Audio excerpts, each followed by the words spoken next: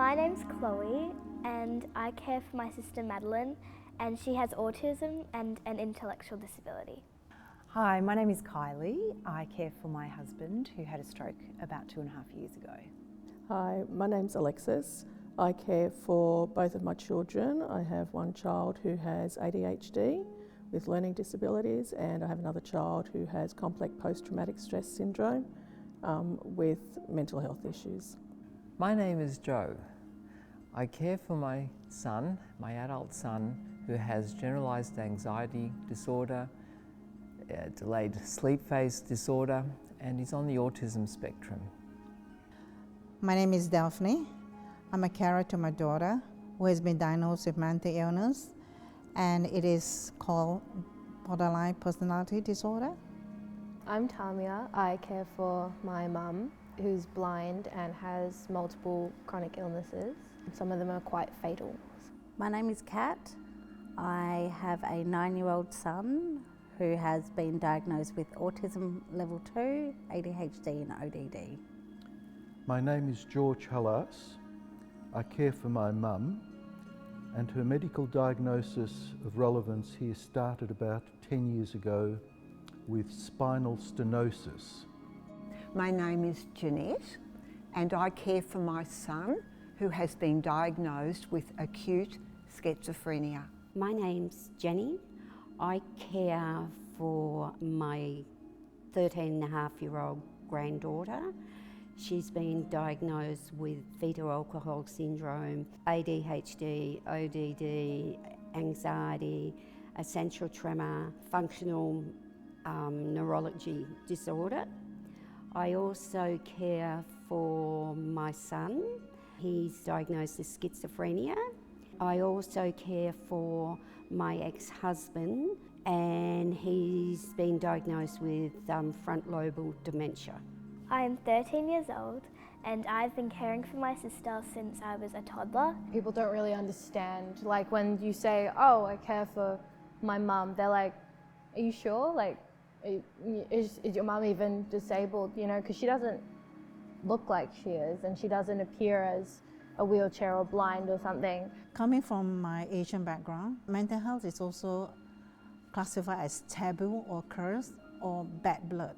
As for the older generation, like my grandparents or mother, they don't accept it easily. Even though if you tell your grandparents about it, they will keep it. They say, don't bring her here, don't talk about it. So this is happening in the Asian culture. I come from a clinical background as a child psychiatrist, so I thought, silly me, I thought I'd be prepared for virtually any eventuality with her ageing needs. It was really a crisis in my life when I realised that I was seriously mistaken, that all my previous experiences, training, exposure was surprisingly inaccessible. I was not able to tap into that experience when it came to mobilising myself for my mother's care. So I was actually in quite a state of crisis and shock. A lot of carers worry about having their own health issues. What's going to happen to the people they care for? I've had medical needs that I should have been seen to ASAP. I can actually relate back to one NDIS phone conference. I had taken so much pain relief, and I knew I should have gone to the hospital, but I couldn't, because at 1 o'clock I had NDIS review. I finished off the review, hung up that phone, and I called 000. I was taken to hospital, and that's when I was diagnosed with cancer. He does rely on me, but I am trying very hard now to plan for the future. His father died suddenly. What about if I was to die suddenly? I cannot leave him without any supports. So I'm working very hard now to try to step back, to have more boundaries, and to get him to link in with the community so that should I go, he will manage. And this is my greatest responsibility now, Caring has its ups and downs. You know, caring's not a lifestyle. It's not something that we put our hand up and say, I want to be a carer. Sometimes yes, that is the case, but primarily no, this is something that is placed upon us. What I wish other people would learn about the needs of carers is sometimes they need to be listened to in a very special way, not with a ready answer, because the best well-wished answer is not necessarily what a carer needs. And that would be the lesson I learned, which I hope others might be able to take on board outside of the caring profession. Just human to human, learning to understand there's more than question and answer. I think it's important for carers to reach out for help in that same way they talk about on an aircraft where they say, you know, fix your mask before you help someone else. I couldn't be an exhausted, you know, mental wreck of a person. I really needed to be as well as I could be, as resilient as I could be, and then I think that's absolutely how you can then be your best as a carer. So nowadays, the carer support landscape is vast and complex, and there's different pathways. And no carer can know it all. It's just impossible. The good people at Alpha Healthcare Services can access their lists and databases, and they'll quickly help put together a pathway that works for you.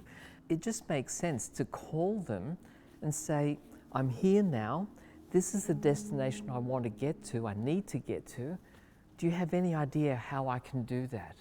Alfred Healthcare Services have supported me to go to different young carer events, like a sleepover at the zoo, science works. I'll get to meet all these different people my age or younger or older who are going through similar experiences or completely different ones. We all kind of connect in a certain way. I remember my first session with Alfred Healthcare Service. The first group I attended, I was so nervous. I had my camera off most of the time. The next week, I was actually looking forward to going back. They were the loveliest people. I couldn't wait for our next session. Meeting other carers from different walks of life, different carer experiences. It's a really good tool to brainstorm, pick each other's minds on what organisations can help and what organisations you can link in with. I want to say to carers that you can have a balanced life. You can have a life whereby you're supporting a son or a daughter, or mother or father, but you can also look after yourself and put time aside to do caring activities. Because if you go and see a movie, for example, then maybe on the way home you call on your son or daughter, you've had a balance where you've looked after yourself, you've done something for them. And I guess it's all about setting up your boundaries. You'll give so much time to them and you'll give so much time to yourself. I wish I'd looked a year earlier. I wish I'd thought about my own mental health and well-being from month 1 or month 2, because the benefit that I got from reaching out, talking to other carers, being coached by someone who knew the journey I was going through was massive. So yeah, I wish I'd done it earlier. So it would be find your people as early as you can. I also would like, carers who have a voice but were not able to talk to, open up themselves, to come and share their story. Because every story is different, and every individual story has a lot of power in there. It will actually help others to learn more through our experience, our journey. To the other male carers out there, you may feel alone, but you're not alone. There is really good support and good programs available right now, and it's in your own interest to reach out and connect.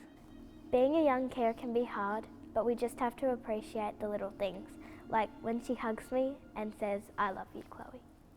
You're not alone, and there are other young carers like me, and we can support each other.